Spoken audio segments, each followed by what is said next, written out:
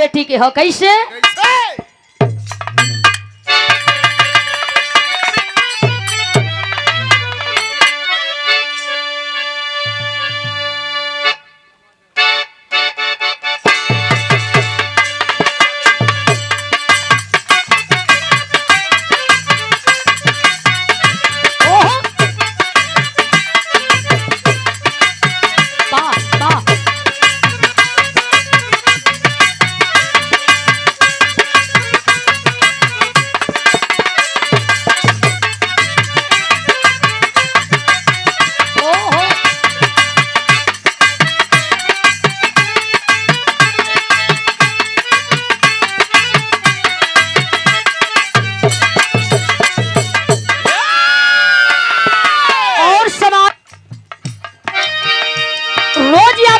गवावेलू तोहरे मर्जी की बिना बतावल जाला कि एगो पत्ता भी ना ही लेला। यही धरती पर कुछ लोगन के फल्ले बहुत जानकारी है।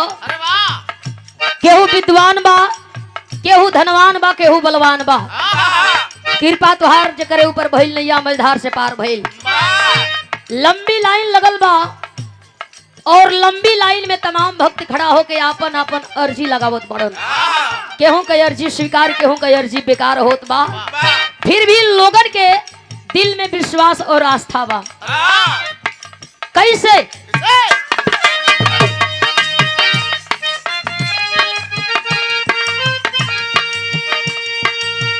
तोहा के चढ़ाई बोए मैया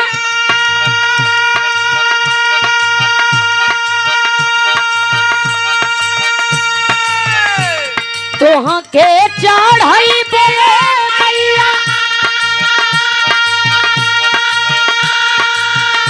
नो पियरी कपड़ावा मैया पड़ावा ऊपर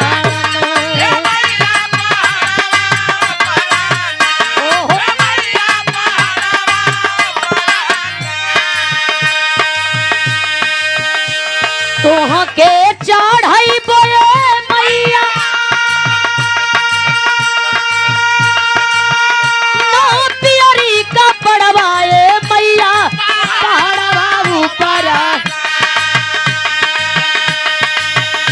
चढ़े नरियरी औरी छोहड़वा मैया पहाड़वा ऊपर चढ़े नरियरी औरी छोहड़वा मैया पहाड़वा ऊपर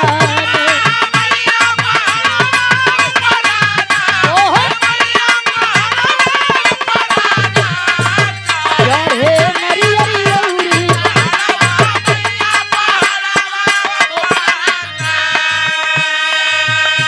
सादर पुरस्कार पूज्य हमारे पिताजी आपके द्वारा 100 रुपया चरणन में पौलगी सबके पौलगी बा। बेटी बतावे कहे तोहरे दरवाजे पर कैसन कैसन लोग जाला जेकर झोली भर के आ मन का मुराद पूरा करके भेजेलू हो भवानी। कैसे अंधा नया नवा पावे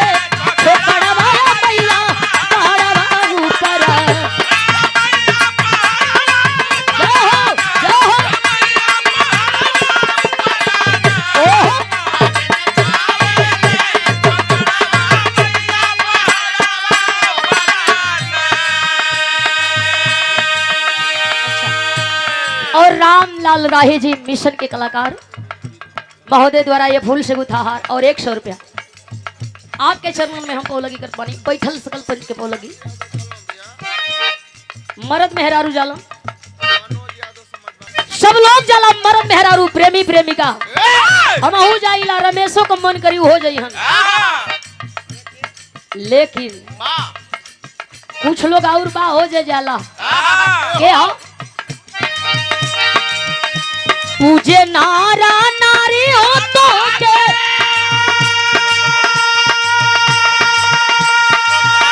पूजे लाई जड़वा मैया पहाड़वा ऊपर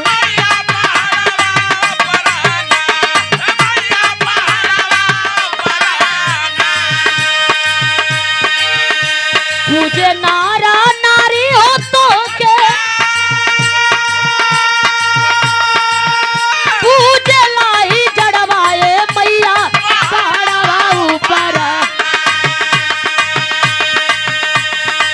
डम डम बाजेला नगड़वाया मैया पहाड़वा ऊपर डम डम बाजेला नगड़वाया मैया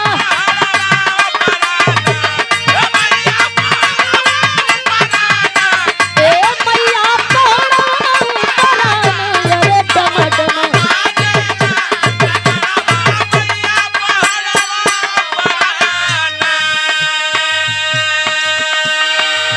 और बेटी बता रहल बिया कहीं कहीं लोग कहेला कोई केतनो गाई स्वर्गी रामदेव गुरु स्वर्गी बुल्लू गुरु ना होई।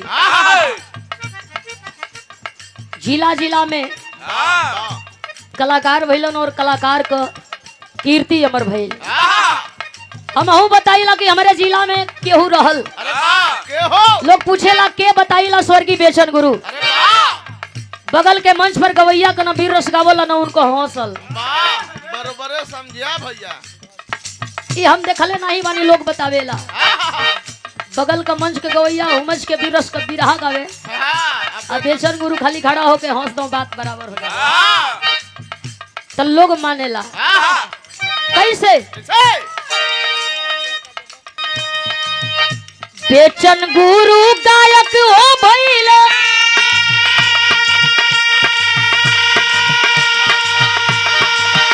धोके तू हरि कोड़वाए मैया पहाड़वा ऊपर